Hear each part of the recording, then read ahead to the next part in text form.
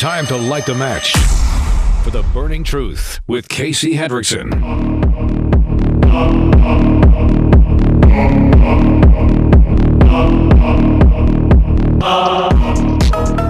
Hey, good afternoon. Thank you for tuning into The Burning Truth. I am your host, Casey Hendrickson. Do want to thank R&B Car Company, locations in South Bend, Warsaw, and Fort Wayne. Go to rbcarcompany.com. You can also watch the live stream on Rumble. Go to rumble.com/Casey the host. So a couple of things before I talk about the Trump rally in Butler. I'm going to be in Fort Wayne Thursday and Friday for you Fort Wayne listeners. And Thursday, I'm going to be at the Reagan Bean Dinner for the Allen County GOP. I'll be broadcasting live there. So if you're going to be attending the dinner, come up and say hello. Friday, I will get you the details on where I will be broadcasting from as we are joining the efforts that we had Caleb Blakesley on Friday to discuss, where we are, collecting donations and supplies for the victims of Hurricane Helene in order to send them over there. And Milton may be a part of that effort now. So we will let you know exactly where we're going to be on Friday. So if you're out in the Fort Wayne area and come out and you can meet me, you can say hello. And we'd love to have you out there and help the victims of the hurricane. If you go to 953mnc.com for our affiliate in the South Bend, Michiana area, Saturday, October 26th at the Lerner Theater in downtown Elkhart, 95.3 MNC's Noise, their annual event where they have keynote speakers on stage to debate issues and discuss issues with all of you. It is an interactive forum. Rob Schmidt is going to be the special guest. He'll be on stage with me. He is host of Rob Schmidt Tonight on Newsmax. He is from Carmel, Indiana, but formerly of Fox and Friends First and also on Newsmax. So we're looking forward to having that discussion. And here's the thing. I mean, this is somebody who's on Newsmax, right? So what do we got right now? We got a bunch of stories involving the news media's coverage of things. Might be some good questions to ask somebody who is on a cable news channel about the way that FEMA coverage has gone down, the way that some of the coverage of various election, I would say like the strengthening of election security and things like that has gone down in some place. These are all like valid questions to ask somebody like that, and how these things are discussed and how that filters down onto television. This would be a great opportunity to talk to somebody inside the cable news business that would be able to go ahead and provide some clarity, some answers on how some of that stuff works. And you'll have the ability to ask him those questions as a part of the roundtable. I will be a part of it. We have had events in the past where the guest speaker and I have disagreed, dramatically. So it's going to be fun. And Rob Schmidt is going to be coming to town again Saturday, October 26th. Go get your tickets today at 953mnc.com and join 95.3 MNC's Noise. So Lara Trump says there was more than 100,000 people who attended the Trump rally. Now, I don't have a definitive number. I do have NBC reporters who were there in attendance saying that they have never seen a rally bigger than that ever. The aerial shots have people joking about it not being a Taylor Swift concert, but it's a Trump rally in Butler, Pennsylvania. Just miles and miles and miles and miles of parked cars in that whole field. It was massive. Absolutely massive in Butler, Pennsylvania. Would you cue my audio, please? Here's a little snippet from J.D. Vance when he stepped to the podium. Now you heard the shots. You saw the blood. We all feared the worst. But you knew everything would be okay when President Trump raised his fist high in the air and shouted, "Fight! Fight!"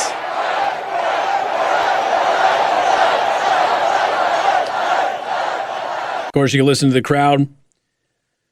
They had a special seat honoring Corey Comparator, the man who was murdered by the would-be assassin. This woman is a paramedic who actually took care of Trump at Butler Memorial Hospital. Of course, we shared with you previously the the video from inside the emergency room as everybody was gathering by the window, waiting for Trump to arrive. They had heard nothing other than Trump was shot. They didn't know anything about the fight thing. They didn't know anything about that. And they were expecting him to come in, much like JFK came in. And they were sitting there praying when he came in. And the moment he got out of that car, we played you the audio. The moment he got out of that car and he was walking in, I mean, just you heard the emergency room just kind of blow up in relief. This woman was a paramedic who treated Donald Trump, and there's a little bit of what she had to say. I'm not obviously play the entire thing, but just a little bit. As we all rely on our training, there are some things that you can never be prepared for. Saturday, July 13th. I was working the evening President Trump was shot. That evening, I witnessed a man with a deeply rooted bond with his family. I heard him speak with his wife, his children, and his grandchildren. He let them know that he was safe and that he was being taken care of. I heard his daughter say, "Only by the grace of God, you are here." And I mean, honestly, it's true. Oh, as an aside, you know, Ivanka Trump has been on the ground trying to get Starlink set up since the hurricane hit, right? News media is not giving any coverage to that. Of course, the Starlink situation has continued to get even more egregious. But at the end of the day, Trump took the stage and he stole the show because that's what he does. But here's Donald Trump as he stepped to the podium in Butler, Pennsylvania. Lee, thank you very much, really. And thank you, a very big thank you to Pennsylvania. We love Pennsylvania. And as I was saying... And then he leans over, he turns to his side, and he looks right at the chart that he was talking about when he was shot. Oh, I love that. I love that chart. I love that graph. Yeah. I couldn't have scripted it better myself. Now, a couple of people actually hinted that he should probably go out there and say that before he did, and he did. Just stole the show. Basically, as I was saying, you know, before I was so rudely interrupted by a bullet hitting me in the head. You know, it's they have him up in Pennsylvania right now. And I think it's like a 4-point lead. So technically outside the margin of error in the latest poll. Now that can change, and it's just one poll and it may not mean much, but it's just something you should understand. That's a lot of people who showed up for that rally.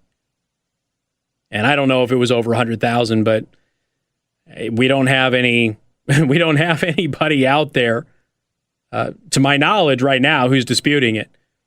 And when you've got people even at NBC going, I've never seen this many people at a rally ever. You know that they're worried about Pennsylvania. I guess the previous topic and everything we're talking about with North Carolina, guess that comes into play, doesn't it? So, again, glad he's okay. Glad the rally went off. It was a nice touch to honor Corey Comparator. His family was very touched by that. You know, the bulletproof glass, probably a wise decision. And then we get to head into, well, Israel. And why is it that a journalist who is affiliated with CBS News set himself on fire in protesting Israel? I wonder if it says anything about the organization. More coming up. You're tuned into The Burning Truth.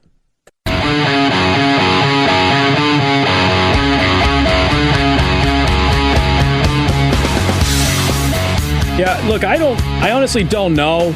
People are asking me about the Elon Musk thing at the rally in Pennsylvania. I think it was a big deal that Elon was there. I don't know how an Elon endorsement helps at all, if it's even relevant. I really don't think that endorsements generally mean all that much. I think that when you always get an endorsement and you lose it, like Kamala did with the firefighters last week, I think that's a big deal.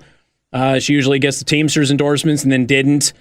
And then as local Teamsters started endorsing, we ended up finding out that the local Teamsters, you know, their management, I guess, was endorsing, but really their membership is against. Like in Michigan, the Michigan Teamsters do not support Donald Trump, and yet the Michigan Teamsters endorsed Kamala Harris, or do not support Kamala Harris. They support Trump, and yet they endorsed Kamala. I think has the potential to be interesting in the future. I don't know that it actually helps anything, but Elon was there at Butler. I think that is significant. I don't know that it actually helps anything. I don't know if that is in any way, shape, or form an advantage to Donald Trump. I suppose it's better to have Elon on your side than against, just for the influence and monetary reasons and things like that. But I mean, that's the same with anything, any endorsement of somebody who has note and wealth, right? But it was significant. I think it was important that he was there. I don't know if it actually helps Donald Trump or not. There's Headline USA says that they have an exclusive on the autopsy records of Trump's shooter. A 14-page autopsy report from the Allegheny County, probably mispronounced that, Chief Medical Examiner Ariel Goldschmidt, obtained by this publication on Monday, states that the autopsy was conducted at 9:15 a.m., July 14th, the day after the shooting. Local reports stated that Crooks's body was left on the rooftop of the AGR building until 6 a.m. on July 14th. Present for the autopsy were FBI agent Jill Wolf, FBI Major Incidents Program Manager Brian Johnson, autopsy room technician Bernadette Buchholz, photographer Rachel Ekoff, and Pennsylvania State Police Trooper Jennifer Cantella, as well as Michael Picard and Michael Graham from the state police. Later, the report states that the autopsy technician, Lauren Karen, collected gunshot residue test samples from Crooks's hands. So some of the stuff that apparently they learned with this, the body is cold to the touch. Duh. According to the report, Crooks died of a gunshot wound to the head. The report does reveal previously unpublicized information that Crooks suffered 5 gunshot wounds: an entry wound, an exit wound, a re-entry wound, and 2 corresponding partial re-exit wounds. There is a corresponding partial gunshot re-exit wound on the lateral right upper back. There is an additional corresponding partial gunshot re-exit wound on the lateral right upper back, according to the report. Goldschmidt's report comes at a time when there's still controversy about how many times Crooks was shot and by whom. And again, okay, we're still learning about this, and that is, I mean, that's insane. Of course, they've incinerated the body. Along with Goldschmidt's autopsy report, Headline USA also obtained a previously unpublicized 1-page coroner's report from Butler County Coroner William Young. The report includes a brief description of the incident leading to death. At the cease of gunfire, the subject was found lying prone on the rooftop by emergency personnel with a rifle near him. The subject's hands were zip-tied behind his back by emergency personnel and pronounced deceased at 18:25 on 7/13/24 by ESU medic. I'm assuming it's Mitchell Vasilidiotis Nickel. Let's see. Body was removed from the rooftop at AGR International by Coroner Young and a deputy. The body was taken to the county medical examiner's office for pathological examination. The remains were then released to a funeral home. Additionally, Headline USA obtained 2 toxicology reports for Crooks. One from Allegheny County. Again, I'm probably mispronouncing that. And one from the private firm NSM Labs. Headline USA is still analyzing those reports and plans on publishing them late on Monday or Tuesday morning. So we're still waiting for those to come out. Then they put the report out there. I will put that in the Daily Show prep. Okay, so it's it's up to you if you want to go read it, but it'll be there. There's all these protests. Today's the anniversary of the terrorist attack on Israel.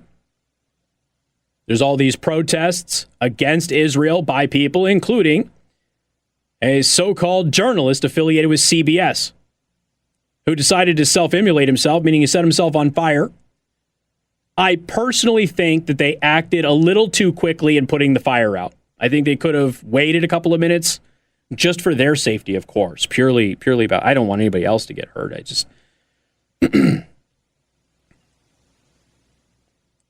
CBS-affiliated journalist based in Arizona set himself on fire at an anti-Israel protest held in front of the White House on Saturday. Yeah, you're supposed to take everything that person wrote seriously, by the way. To the 10,000 children in Gaza that have lost a limb in this conflict. We don't know if that's true, by the way. I give my left arm to you. The journalist Samuel Mena Jr. His poor father. You realize his dad's got to sit there and go, that kid is named after me? How embarrassing is that? So he published this on his website. Mena identified himself as a general assignment news videographer for AZ Family. AZ Family is it's a big outfit there, but it's a group of basically 3 television stations in Phoenix. They're owned by Gray Television. One of those stations is KPHO. They are affiliated with CBS. You will hear anytime I talk about Arizona news, a lot of it comes from AZ Family. Again, they're a big cluster there. At approximately 6 p.m. on Saturday, a Washington Free Beacon reporter on the scene witnessed Mena with his left arm ablaze. Police and other protesters rushed to him, dousing his arm with water and covering it with various liquids in order to put out the flames. Once the fire was extinguished, he could be heard screaming, "We spread the misinformation, and I'm a journalist." Okay. I mean, technically you do. And you spread more misinformation than lit your arm on fire like an idiot. He was then transported to a nearby hospital for treatment of non-life-threatening injuries, according to Washington Metropolitan Police Department spokesperson who was speaking to the Washington Free Beacon. AZ Family released a statement confirming Mena's work for the network and said that he was off duty on Saturday and is no longer an employee, so he lost his job too. Well, I guess that makes sense. It's going to be a little bit hard for him to type without an arm. He's got to learn. He could probably go to Elon Musk, maybe get the Neuralink installed so he can figure out how to use his arm again. That's a person you're supposed to listen to. That's sane and logical, right? More coming up. You're listening to The Burning Truth.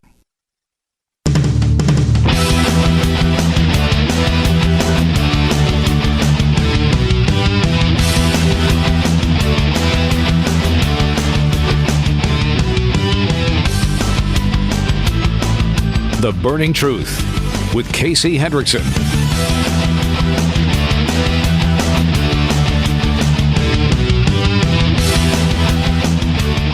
I don't know. I've been doing pretty good in 2024, don't you think, Morgan? Look, the vow was that I would be a better person in 2024, and I have done a pretty darn good job of that.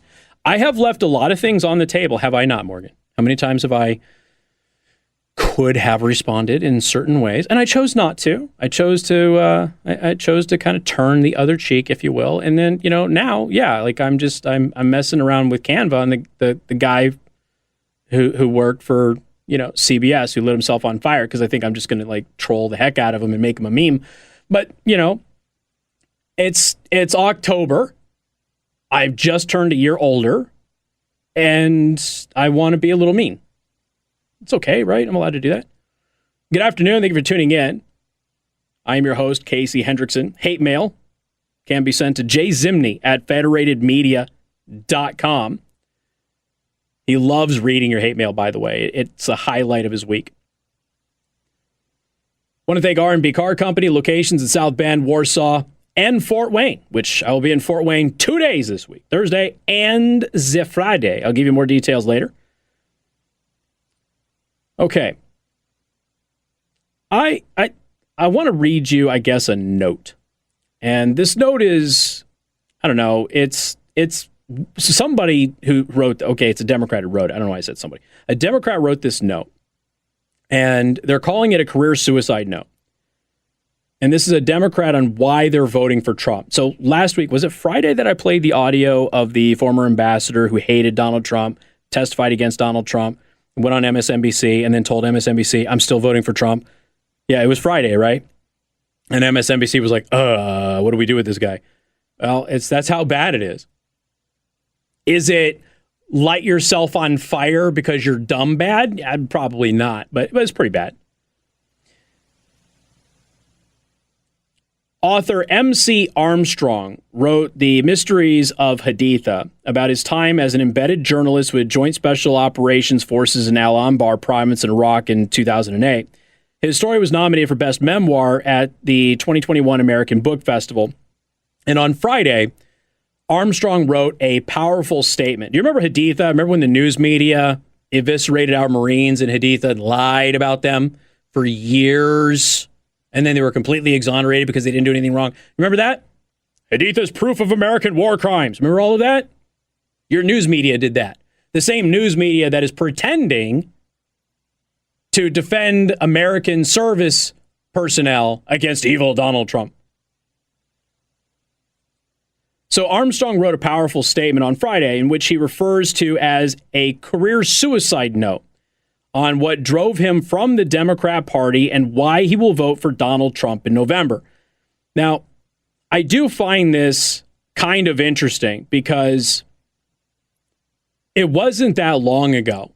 I mean, we're talking a few decades, folks. It wasn't that long ago that you were an American first. You weren't a Republican first. You weren't a Democrat first. You were an American first. And you typically probably aligned with one of them most of the time, but if somebody came along that had better ideas for the age, you would easily swap your vote for the other person. And now, it's career suicide if you don't support that one side no matter what. So I'm going to read you his letter, and I'm just going to let it emanate, and then we'll move on. To at the Democrats. That is their official account. So he tagged their official account. This is my career suicide note, but it's also a thank you from someone who is done with careerism. I'm a lifelong member of your party, and I'm voting for Donald Trump. Why? It's not just your industrial scale censorship or your endless wars or the fact that you disenfranchised millions of Kennedy voters through lawfare. If that were all I had, it would be sufficient in terms of conscience and rage. But there's more to this story than anger. Your hatred and censorship has taught me to admire real Donald Trump and to love my fellow working class Americans. And for that, I thank you. Let's not forget, we just played you audio of David Axelrod, very, very prominent Democrat, celebrating Democrat voters in Asheville, North Carolina, while denigrating red voters who have lost everything in Asheville, North Carolina. This vote is for all the traumatized people who have been canceled and banished just for saying no to the establishment. This vote is for the surveyor, the farmer, the HVAC man, the nurse, the hairstylist, the deadhead, the veteran, and my fellow adjunct professors who have told me their stories about being bullied by the Democrats in their friends and family and their colleagues at work. This is for the young black woman in my class last year who on the day of Kamala Harris's visit to campus said, "You're going to hate me, Dr. Armstrong, but I'm not going. I'm voting for Donald Trump." Why would she think that I would hate her for the way that she votes? What has happened to our country? Somehow Donald Trump has changed my mind. Where I once saw a cartoon white supremacist warmonger and narcissist, I now see the man who renegotiated NAFTA and the only president in the 21st century not to start a new war. Where I once saw the pal of neocons, I now see a man who has awoken from his slumber and disavowed Dick Cheney, George Bush, and John Bolton, even as my own party embraces these, and he puts this in quotation marks, these men.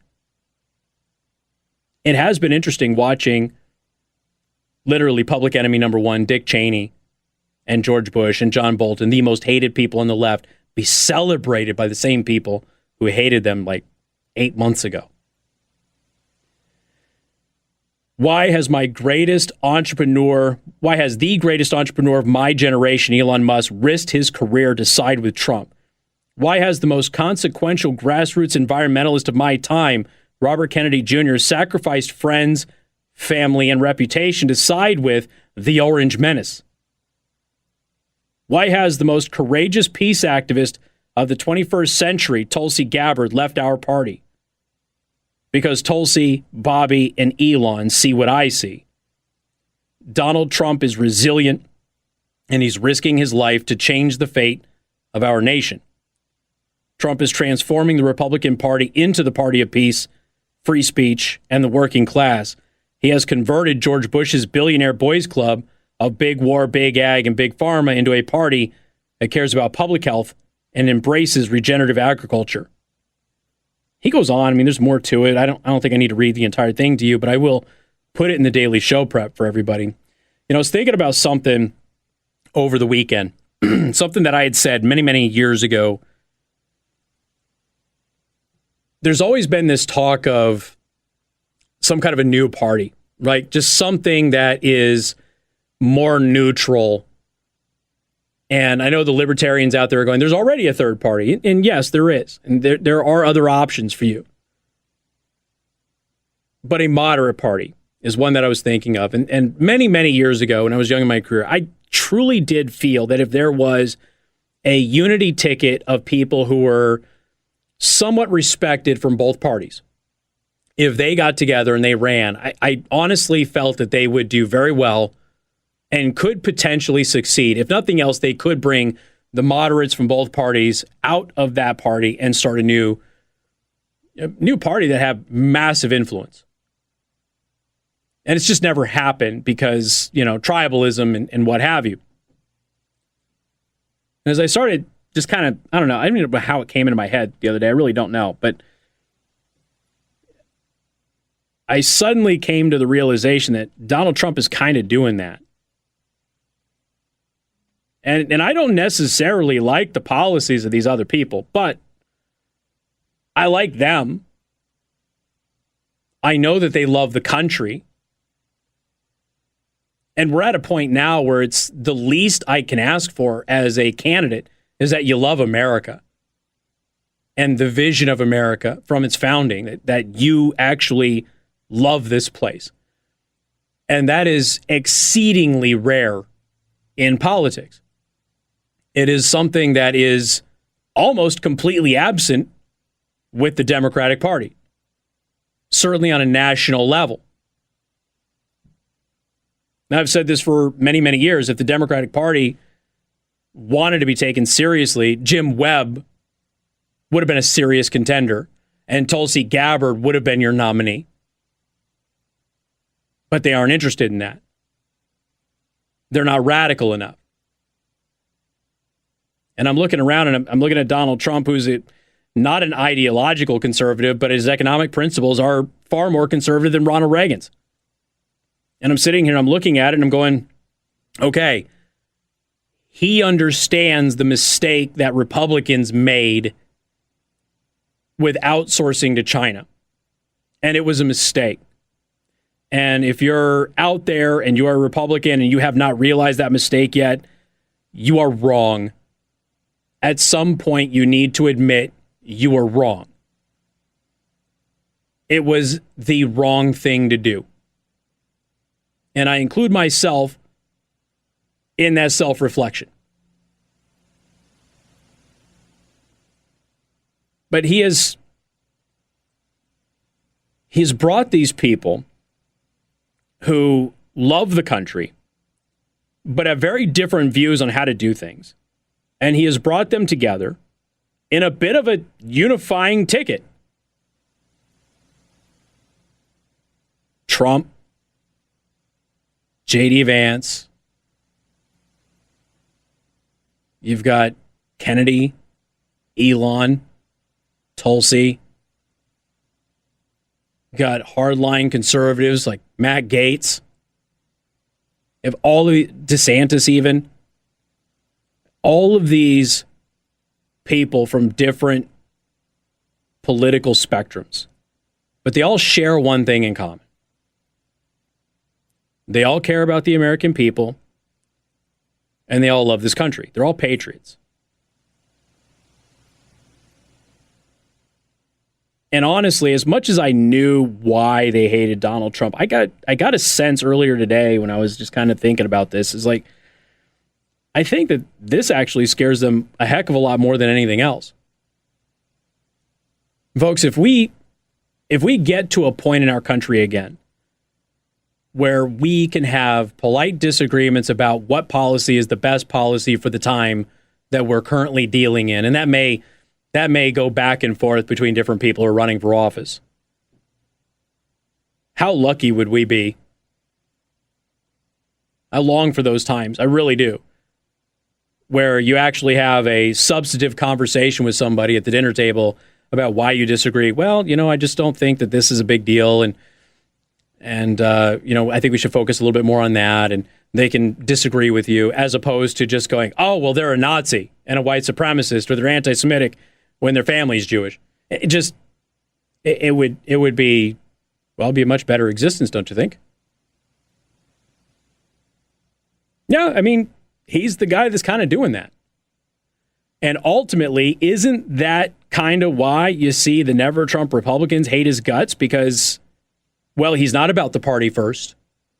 And isn't that why you have the leftist Democrats hate his guts? Because,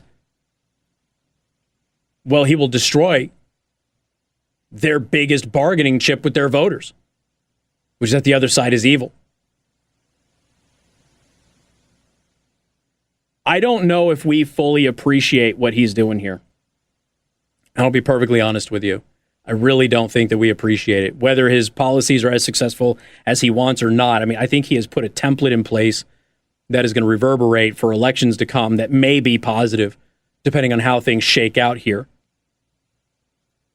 But it's at least something for you to consider and think about. We got more coming up. You're tuned into The Burning Truth.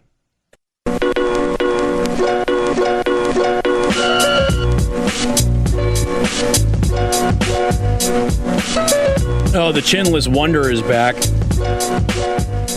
Governor Holcomb. Oh, God, I just threw up in my mouth a little bit. All right, so this dork got on news media today and X and showed a picture of him rolling his arm up with his entirely too stretched out undershirt. And I got my flu and COVID vaccine today. It's an easy way to protect myself and my family and my fellow Hoosiers. And then he encouraged everybody to roll up their sleeves and do the same thing, and told them to visit a provider or a pharmacy and get vaccinated today. Oh, thank you, Chinless Wonder, Eric Holcomb. I do appreciate that. Oh, hey, in other news, a new study just came out and got published. 1.7 million children have heart damage, and it's only found in COVID-vaccinated children. Oh, good job, idiot.